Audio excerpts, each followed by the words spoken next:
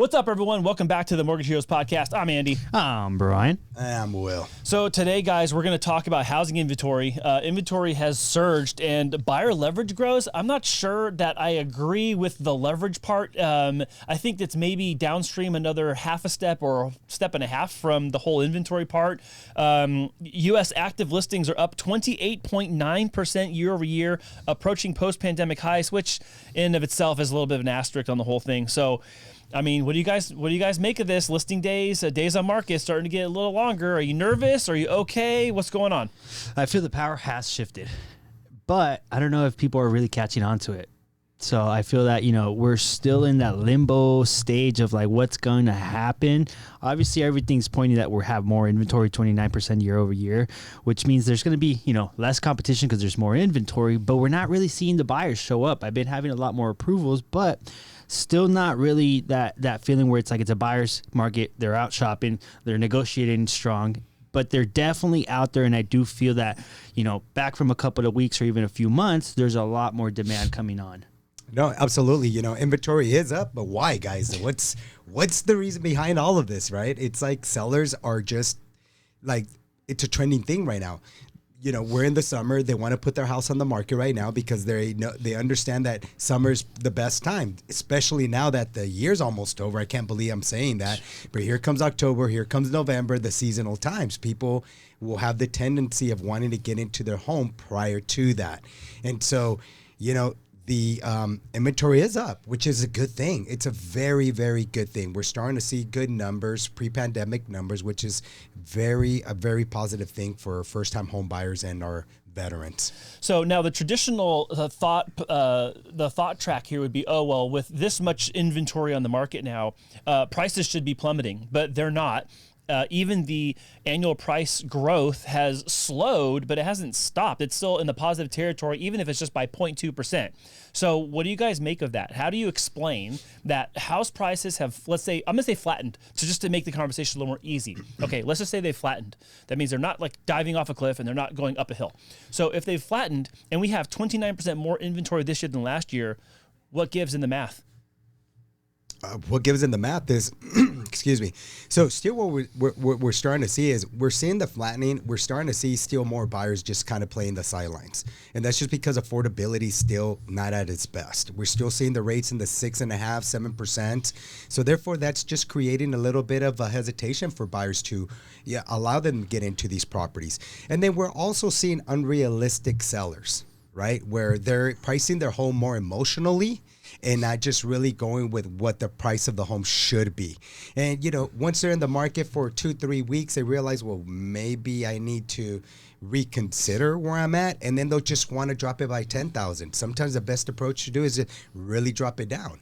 And so we're starting to see a lot of price drops, more so now than we did the past years because of that. We're having a lot of emotional sellers just put their home based on emotions. So my question to you about the price drop comment is this happening from your perspective? Is this happening before it goes to escrow, or are you saying you're starting to see this show up in appraisals where the comps are actually now lower than they were maybe 6 months ago? We're not really seeing appraisal issues, Andy, because the sellers are putting the price drops prior to. You won't enter escrow if your price of your home is too high, unless it's a very unique property. They think the buyer thinks they're getting a good deal, or they're really in love with that property. Then they'll enter escrow, and then the appraisal will come up. And at that point in time, the appraisal may drop it. We either get with Tidewater with a VA appraisal, or we'll just get try to renegotiate the terms and conditions. And I know the question I'm asking. Yeah. I wanted to get your perspective on it because it's one thing if people are dropping their list price. It's another if we're seeing that the comps are starting to come in lower. There's the kind of the before and the after. And so I wanted to make sure it's clear for anyone who's like kind of catching this conversation now. Maybe they haven't been thinking about buying a home in the last 6 months or 12 months, but they're finding us today and looking at summer 2025, looking at fall 25, and then winter 25. I wanted you to know, like from the front lines, this is where the pricing is happening. It's happening before escrow. It's not happening during. We're not seeing a lot of price drops after the appraisal comes in, that kind of thing. As a matter of fact, we had like maybe, I'm going to say like probably 8 appraisals just come back in this last couple of days.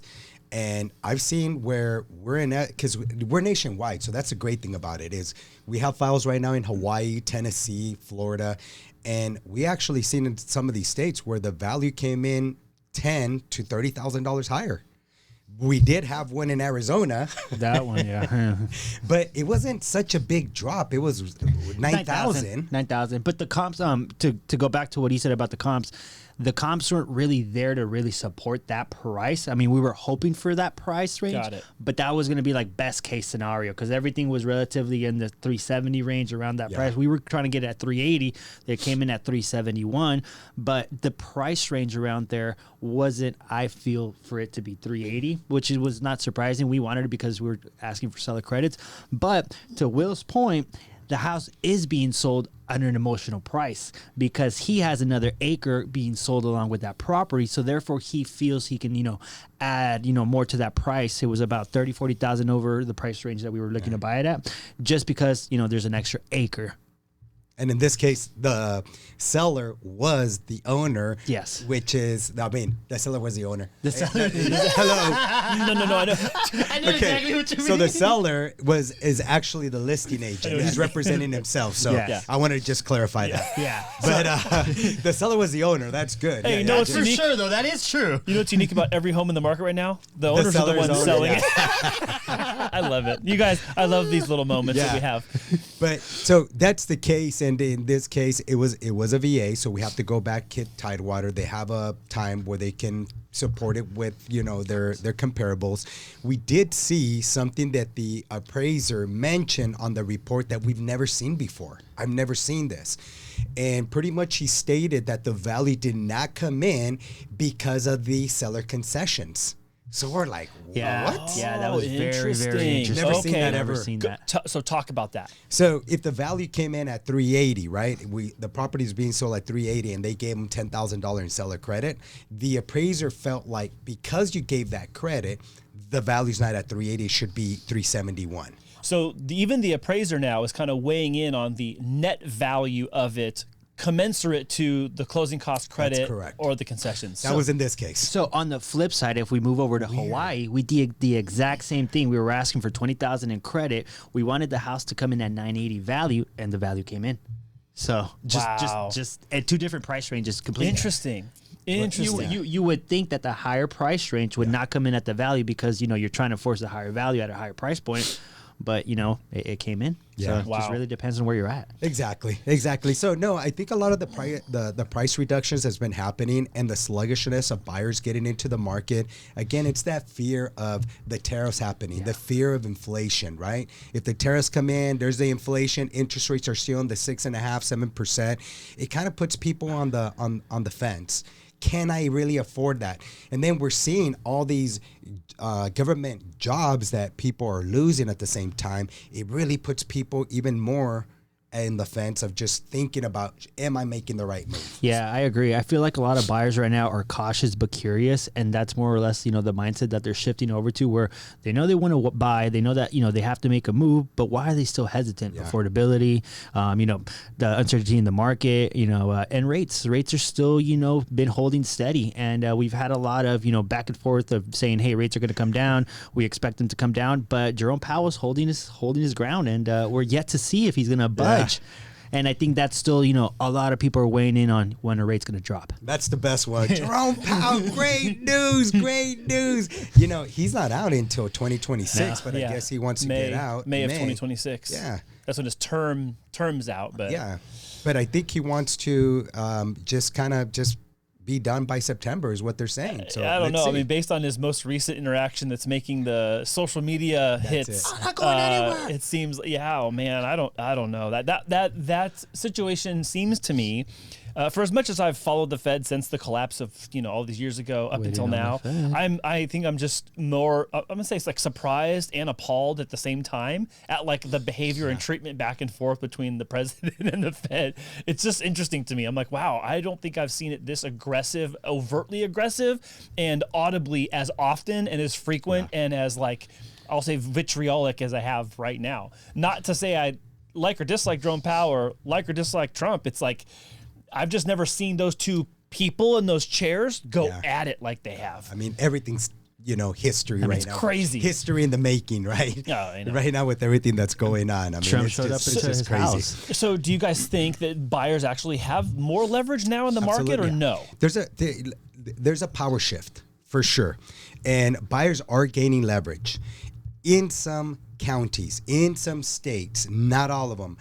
Like I said, we're approved in Tennessee. I have 2 transactions in Tennessee, one where, and they're pretty distant from one another. I want to say maybe about 10, 15 miles away from one another.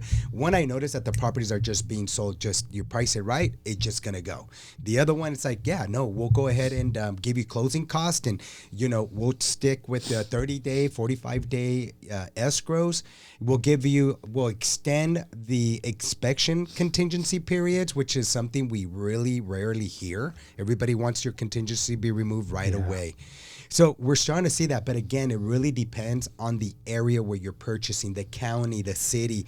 It's very specific. Where we see more inventory in those areas, we see the tendency of getting where there's better leverage for the buyer. I'm going to take a different approach on that. I feel that a lot of the buyers that are aggressively out there, that have clarity in what they're looking for and know that they're able to negotiate, those are the people that are going to be winning in this market, because they can really go with the confidence and say, this is what I'm looking for, this is what I want. If I don't get it, I'm going to try somewhere else, and continuously follow that pattern until they get what they want, instead of saying, hey, can I get this? Like, you have to be very certain. And I feel the people that have that certainty right now, and they're out buying and they're prepared, they have good income, they have credit, they have sufficient savings, those are the people that are in the driver's seat right now as buyers, I feel. I'm going to go with that. I'm going to kind of disagree. It really depends, where you're at. We're here in San Diego, and we place offers. My client has a 780 mid FICO score. He's putting $630,000 on $990,000 purchase, and he was not winning. He wanted closing costs, and they weren't giving him. They were giving him no leverage, and they wanted him to close within 14 days. And he's like, wait a minute, I just can't do it that quick. Yeah, maybe so, but that's why I love real estate, because I feel like it depends where you're at, and it could go different for every different transaction. So let me ask you guys then, what risks do you think sellers are running by, I don't want to say playing games, that seems too vague, but what are some of the inherent risks of this kind of behavior of the market that might be making sellers... no, not making. Hold on. What I'm really trying to find out is what risks, now that there's so much inventory involved, and you're saying there's a power shift happening, what risks are there to sellers? The risk is that they're not going to close on time. If they are already in escrow, and we see a lot of that happening, is that there's dual escrows. There is a domino effect with things. So the fact that they don't close on time, or they don't get a buyer, and I'm actually going through one right now with my boy Ricky. He has a property in Washington. He was in escrow. And then the buyers fell out of escrow, and now he's trying to buy in Texas, and he has to pretty much, he's VA, so we have to release his VA entitlement. In this case, the good thing is he has going to have enough entitlement to purchase with the second subsequently, right? And put a little bit of 5% down in order to meet the 25% difference of what the VA requires. But he's stressed now. I'm going to have 2 payments. Am I really going to have 2 payments? Should I reconsider of just lowering down my purchase price in Washington? So it becomes stressful. So it's very important that sellers strategically price their home based on the actual comparables there's in the area, not emotionally. That's what's getting them into the situations where that's what's causing the bigger issue for them. Yeah, I'm right in line with that one. It's sellers. It's not 2021 anymore. You have to price to the market that we're in right now. Yeah. Meaning that you have to give credits if, credits are being able to be given. You have to offer the right concessions and just make the house appealing to the buyer that's going to, want to go in there. So I think that's the biggest key right now. Yeah, You're and their right agents, excuse me, real estate agents play a huge role in this. Huge. They have to really communicate with their sellers in giving them options, making them aware of certain incentives that can provide, like buying down your interest rate. For the buyer, builders do this. Yeah. They offer incentives like solar on the property or seller credits to go towards your closing costs. So those are the kind of things that a listing agent should have that conversation with their seller. Hey, let's buy down. Let's put on the remarks. Seller willing to provide seller credits, with the right offer. We can go ahead and provide, 2-1 buy downs. If your payment's one of the issues, and we already see that interest rates may go down, we can help you for that for the next year or 2 years with the 2-1 buy down. So we really have to start strategizing those situations. And I was just coming back to what I said earlier. I think you hit it right on the head, nail on the head. Was your agent really matters, because when I talked about the mindset, your agent almost has to be your coach along with your lender and let you know, like, hey, these are the decision that is going to benefit you and put you in the position that you want. I know you want things to look this way, but based on this situation, this is going to be the best route for you so that you could get to your goals. And sometimes it's having that tough conversation with your client. I know, Will, you do it all the time, telling them what they need to hear, not what they want to hear, and that goes such a long way in this market right now, because we're in the internet, and on your phone you can find anything that fits your mindset and your belief. When you get told, like, hey, no, but this is why, and this is how we're going to get to where you want to be. It's almost like, okay, yeah, I'm not the professional here. Let me trust the people that are guiding me and let them take me to the victory. And here's the thing. It's not that I'm stuck in my own ways. The way I feel about it and the way we conduct business is, there's such a thing as order takers. You already know what you want. You want that cheeseburger without onions or whatever it is. Like, you already know that's a good order take. But when you're just doing order taking and you work with somebody where you're making getting into the largest debt of your life, I don't know that you're required to have an order taker and just say, okay, that's what you want, let me go.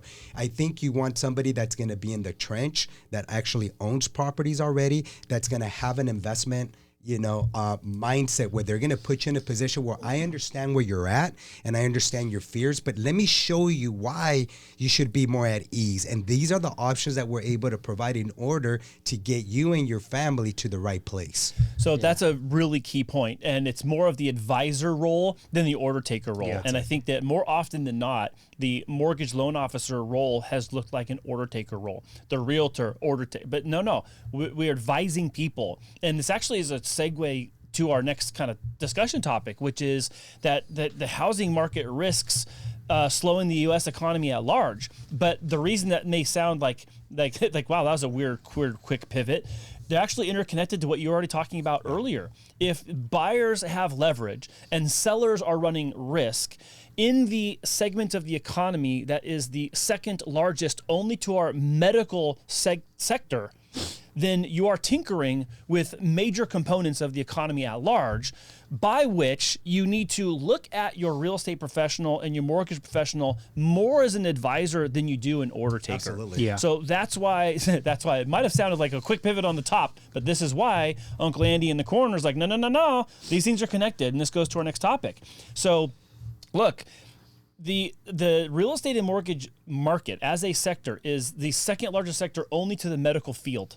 That's massive. It is a multi-trillion-dollar sector of the economy, and it's not just the mortgage and the real estate, it's all the other ancillary components of that as well. And it requires a depth of, I'll say, behavioral understanding, the psychoanalysis and understanding buyer psychology and human behavior as part of this, because they're buying their most expensive asset, because it's their biggest monthly payment. They're transitioning from being a renter to an owner. There's all these other factors. It's not just what you see on paper. Absolutely. So I want to talk about that today, guys. Like, I know that we're seeing buyer behavior change too. People can make all these warnings about this and whatever, but like, what are you guys actually seeing out of buyers these days? What I'm experiencing the most is that, at least for the younger generation, like the Gen Zs and what we spoke about in the past, is that they want to buy sooner than a lot of like millennials and people that I've worked with that are older, and they're starting sooner. And it's not like to the point where they're like, hey, I want, my forever house. They just want something that's better than where they're at right now. And I think that builds a lot of momentum for, young military service members, young entrepreneurs that are doing fairly well for themselves. I think there's a pocket and a good opportunity for young buyers to get into the market, because they don't really have that mindset of past habits, like they've gone through a meltdown, or everything for them is fairly new. So they're more aggressive with the type of behaviors that they're going to have towards buying, investing. And I feel that if they have the right guidance and they have the right information in front of them, them. They're almost just needing someone to point them to how to get to where they need to be. And that's one of the behaviors I'm seeing in, Gen Z buyers, millennial young buyers and stuff like that on my end. Now, Memo, you're going into your 20th year, or we're in your 20th year originating mortgages. What kind of buyer behavioral changes have you observed or experienced this year, maybe even to 2024, that are just like so different than when we first started this whole thing? Buyers are coming in with less confidence is what I've been noticing. They're just not as confident as they were before. Before it was just like, oh yeah, okay, it's a it's a $3,000 payment. Okay, I'm going to figure it out, right? But we gotta remember and remind ourselves that our income has not increased with the way home appreciation has been, with the mortgage payments that we're seeing, with the rental payments that we're seeing, and so I'm seeing more of our clients nowadays being more hesitant. Like, can I do a $5,000, a $4,000, $5,000, $7,000 mortgage payment? Those are some steep payments, man. I mean, I get you're that. talking about $990 VA. We just wrap one up, and it's a $7,000 payment. That's insane. Yeah, well, in that case, that BAH is covering that, right? Or no? Well, in this case, luckily, both of the couple, they're both veterans. They received both of them 100% VA disability. Oh, sorry. I was saying an active. I was just saying active duty. Sorry about that. So they're not, and they both hold jobs, civilian jobs right now. So it works out for them, but it doesn't. That doesn't happen to everyone. That's just not true for everyone. And their choking down a $7,000 month payment. And understanding, and the understanding that they already have by owning a home, because they also own a home. It was hesitation. Wow, man. It was hesitation. Can I do that? Will I be able to do that? How do I adjust to everything else that's going around? And so that's what I'm seeing more of, and the difference is hesitation. Now, I understand that if we magnify this and multiply this by 100, by 1,000, by 100,000, yes, I can see that putting a little screeching halt to this sector of the economy, which then spills over into the economy at large, as is being hypothesized. Yeah. Do you agree with that right now, or do you need more time to kind of assess what kind of impact, if any, this is going to have on the economy at large? It's having I think it's already having an impact. So you've already come to the conclusion. Oh yeah, for sure. It's already has an impact on it. We see it. Yeah. Real estate brings other things to life. It brings more construction. It just brings people to want to buy.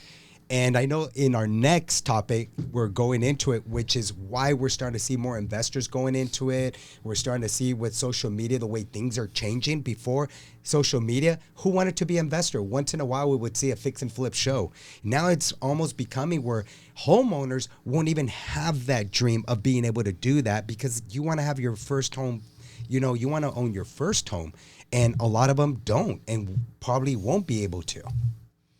So you're already at the conclusion that we're already seeing the negative impacts of this hesitation, of the pricing, of the rates, of the monthly payments. But yet, at the same time, at the beginning of this show, I was asking about price changes and appraisals, and you're like, I got 8 appraisals this week. Well, 8 appraisals is more than 4 and more than 2. Well, so clearly people are overcoming this, either with your advice, your counsel, or on their own, to come to the conclusion that this is still the right choice. I mean, there is, but you have to be very prepared. You have to have, what I'm seeing is most people coming into the market, there's going to be a couple that's coming in 2 incomes, and they're pretty stable. So that's the difference. Whereas before, you would see people that are coming in and it would just be 1 income. And so they're able to go and afford these properties. Right now, that's not what it takes. Right now, it takes 2 incomes to make these things happen. All right. And it takes actually a lot of clients are having 2 jobs. Yeah. This is going to be an interesting one to watch, because I think once you get into quarter 4 of 2025 and we eventually get into 2026 and we get all that quarter 4 data that like kind of wraps up and concludes, I think in the new year, we're going to look back and mark this moment and go, okay, we actually were already in the middle of some sort of slowdown. I don't know that, again, I don't see it on the front lines as much as you do. I'm looking more of the data that's collected, which is mostly rearview mirror, and saying, I see that what you're saying is going to potentially wreak more havoc than it already has. Yes. I just don't know how much havoc it's going to. That, I think, is the uncertain part, because go back to inventory. With more inventory in an environment where there's very loud voices calling for rate cuts, if there are Fed rate cuts, then the mortgage market also has rate cuts because they're interconnected, not directly connected. Then I think some of that inventory can be matched with the demand. It can like balance itself out, and maybe it's not as big as a threat in quarter 3 and quarter 4 as it feels like it is right now. Yeah. So it's a hypothesis. I understand this, but that's from Andy's seat. This is where I think maybe not. I know it feels like it is right now. Ultimately, I'm not sure how much of a dent it might be. Yeah, for me, affordability is still the elephant. Yeah. It's what it is. It's crazy. Like, I mean, just like when we were busy in 2021, 22, 2020, so was everybody else. So was the economy. So was every self-employed worker. So was every business. Everybody was booming. So when you said, yeah, real estate plays a big part, it does. Because as soon as we slow down, everybody else slowed down. Barbershops, like just the minimal small like businesses you'd see like have influx of business, everything slowed down. So I feel that as the economy starts to pick up or real estate starts to pick up, the economy's coming along with it because that we have more opportunities to be able to have more money to invest. Yeah, I think over the course of time, mathematically and numerically, I look at like the force functions of formulas and I go, well, there's all these little levers you can change. Like, well, if your take-home money isn't enough to make the payment, what changes your take-home money? Well, making more of it, spending less, or your tax bracket. And then you look at tax policy, and then you look at all these other things that get floated around and talked about. And it's like, well, maybe some of that will help prevent some of these negative side effects from like slipping off the cliff there. But again, that takes a lot of different variables all working in concert at the same time to prevent an ultimate dent in the overall economy, especially for a sector as big as real estate. Yeah, just drop the rates already.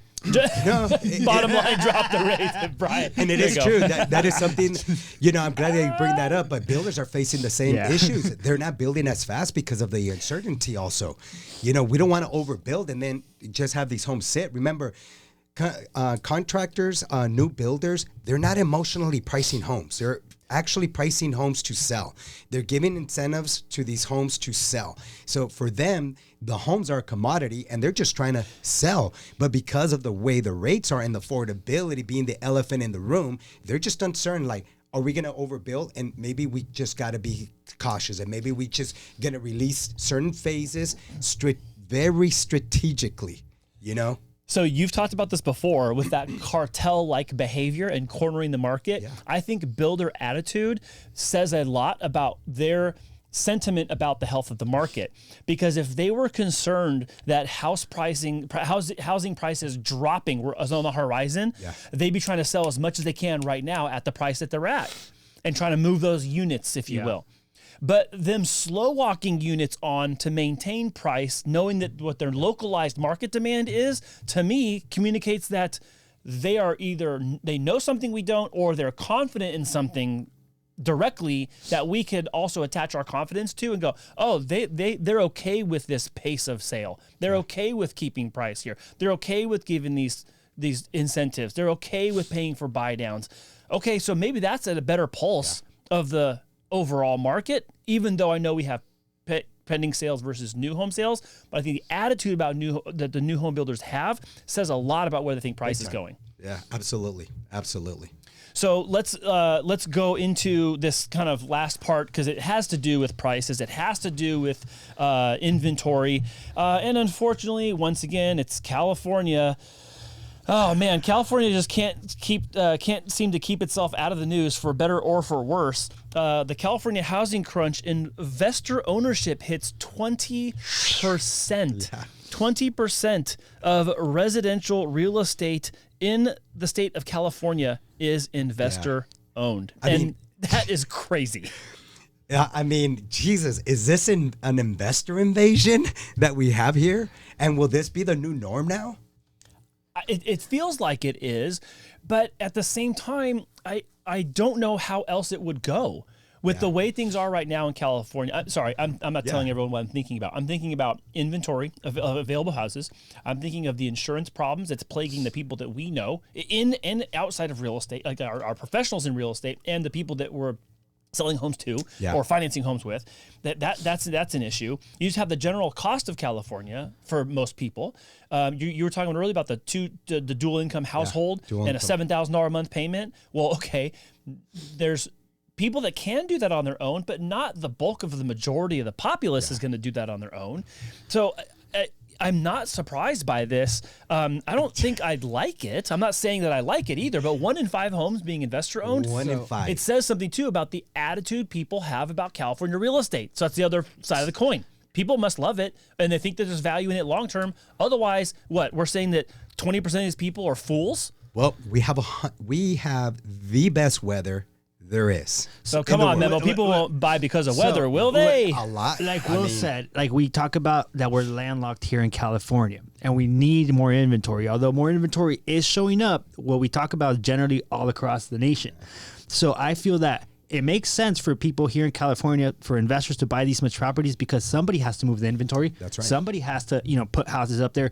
If we don't have enough houses in certain communities, then these investors are looking at these like opportunities for them to go in there, talk to these sellers. What is your need? Do you need to sell? And if they're able to get that property, that means that they're going to turn around and a new family's coming in there to a brand new house. But yes. But the theory behind it, I think, is what has migrated people into this a lot faster or maybe at a higher volume than we've seen in the past. And if they look at portfolio houses and residential real estate as long-term fixed assets, I know it's not a fixed asset. That's why I'm doing air quote fingers right here. So because if an institutional buyer or a common investor is looking at a 20, 30, or 40-year holding period, then it is much more of an asset accumulation and holding position than it is trying to buy and flip. And I know there's still flippers, but as you were talking about, I'm thinking about my grandfather, okay?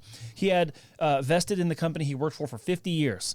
Those stock options and those stocks actually went down into the trust to my parents' generation.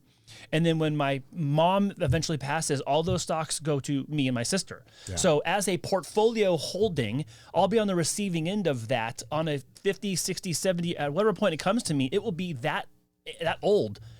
People are adopting that same attitude about residential real estate and it just being held in an LLC, in a trust or whatever, with that same type of playbook in mind. Yeah. And I think that's the biggest contributor towards the attitude shift, and the numbers are reflecting that. Yeah, no, absolutely. I mean, I just feel like our future families are going to be priced out if this continues. I mean, you're talking about 20% are investor owned, and in some counties, it's 80%. That's a lot. That's huge. And now, if we really think about this, Andy, who are these investors? They're hedge funds, and some of these guys. Institutional investors. Yeah. Yep. So some of them are international investors too. And I didn't bring that up as part of our conversation, but there's a lot of international investors. Up, right? Because some of us invest into that. Your Vanguards, your BlackRock, we're investing. Like, we put stocks, and because we see how successful they are, that's kind of like a for sure thing. So we go in there and like, here's some money, so you could go and buy us out later. Yeah, I know. It's almost like, are you inviting your enemy to your backyard barbecue? I don't know, because on the surface, like, yeah, you kind of are.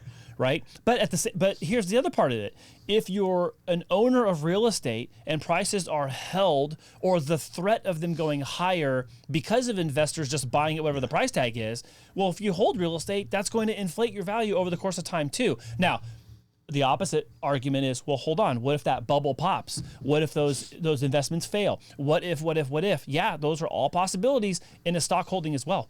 Yeah. If that company you got all that money in turns belly up and fails, well, then you're asked out as well, just as much as you are if it was real estate. I mean, and that's why they call it an investment, right? You just never know for sure. The only thing is just longevity, and something that we can. And one of the reasons why I continue to invest in California, in San Diego, is one, it's in my own backyard. I can go to my investment properties, look at them, see where it's at.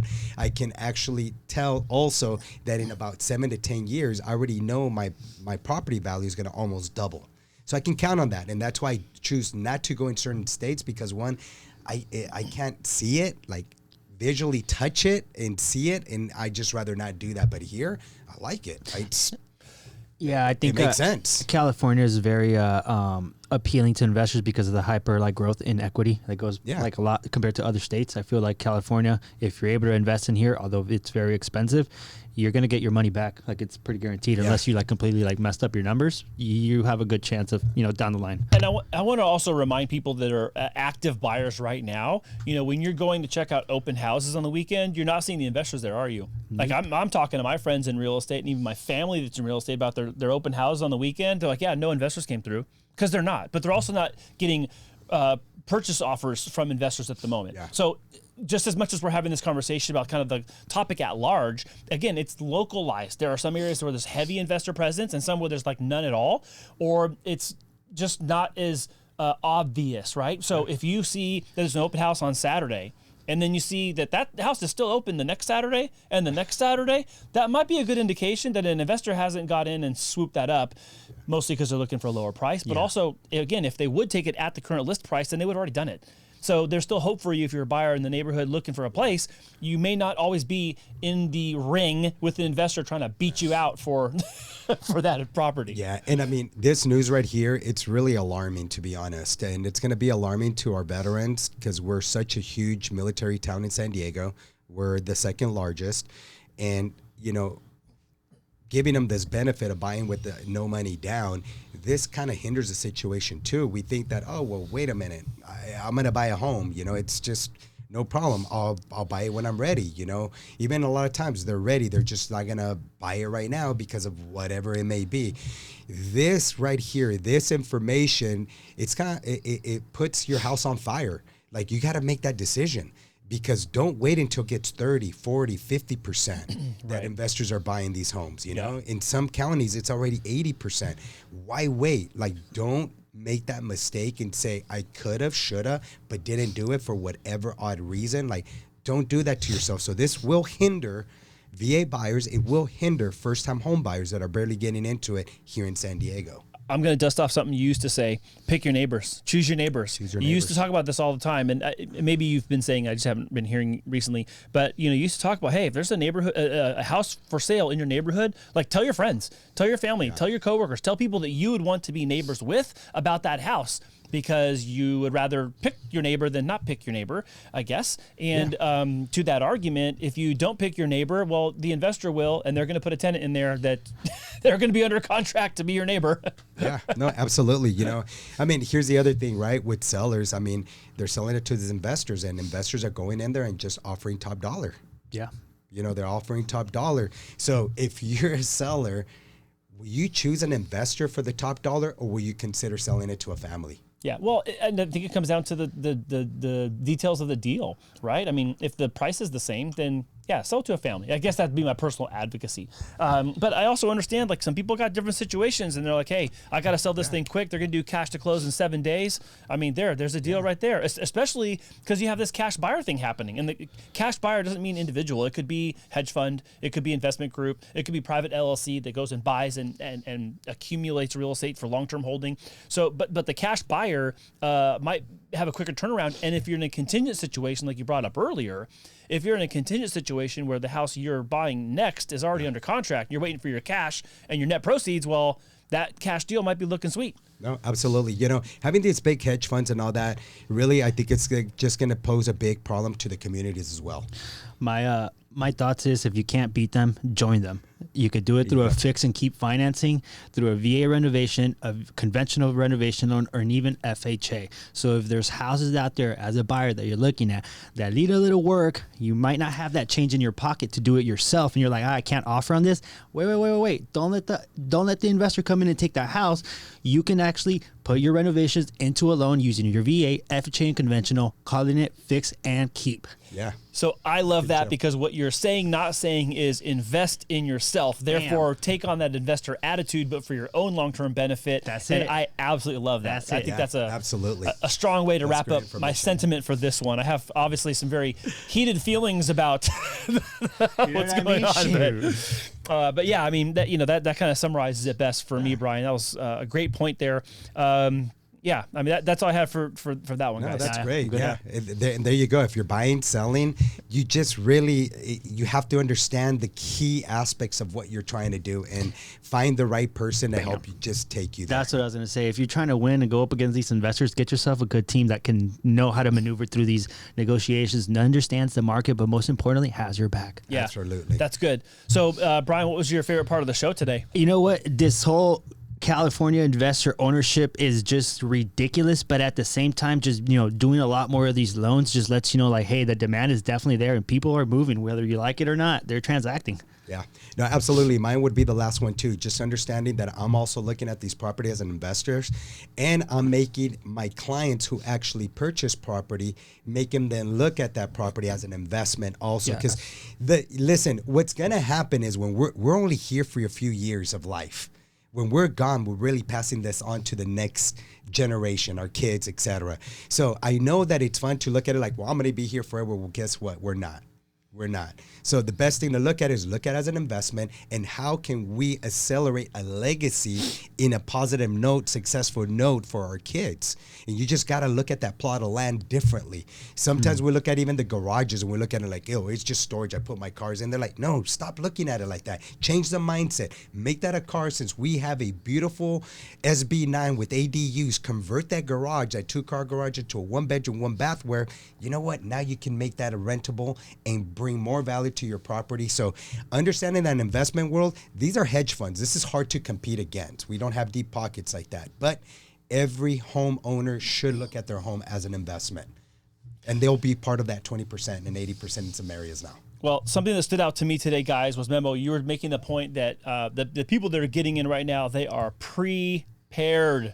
And that would be my advocacy and my final note to everyone watching and listening today is, if you have the aspiration of buying a home in 2025 and you feel like you either are underprepared, inadequately prepared, or you haven't even started, this is a great place to start. Absolutely. Have the right conversations, ask some questions, and get the ball rolling so you understand what is what's confronting you and what the market might be able to offer you.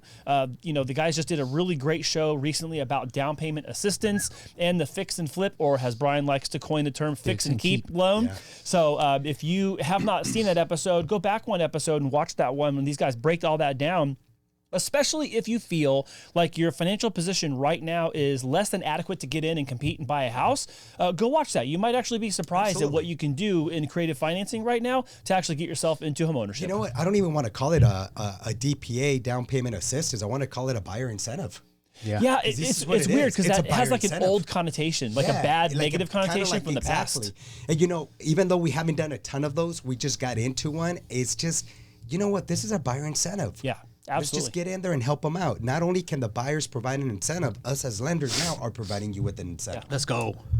Yeah, good job, guys. We appreciate being on the show today, and thank you all for watching the Mortgage Heroes podcast. Remember to like this video, subscribe to the channel, turn on notifications so that you catch every episode right when we release it. And if you could, please forward either this episode or one of the previous ones talking about these topics to someone you know, love, and trust, and you care about them getting into ownership, a home ownership if they're not already. Do us a favor and do them a favor and share the good news about home ownership with them. You guys, thank you so much for a great show, and we will see you all again next week. And let us know who has the best hair. See ya. Oh, man.